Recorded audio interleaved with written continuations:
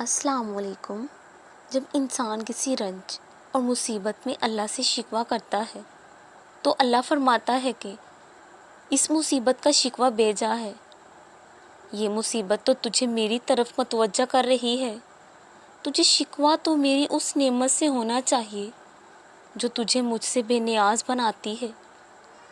مانا کہ بہت دکھ سہتے ہو تم، کیا اللہ کی رضا میں راضی رہتے ہو تم؟ مانا کہ راتیں بہت بے چین ہیں، کیا اللہ کے سامنے کھڑے ہوتے ہو تم؟ مانا کہ زندگی جینا بہت مشکل ہے، کیا اس کے بتائے طریقے پر چلتے ہو تم؟ مانا کہ الجھنیں سنبھلتی نہیں، کیا قرآن پاک کی تلاوت کرتے ہو تم؟ مانا کہ دل بالکل خالی سا ہے، کیا یاد الہی سے دل کو منور کرتے ہو تم؟ مانا کہ کوشش کرتے ہو تم، کیا اللہ کے سپرد معاملات کرتے ہو تم؟ مانا کہ لا حاصل کی دوڑ لگی ہے تمہیں، کیا حاصل پر شکر ادا کرتے ہو تم؟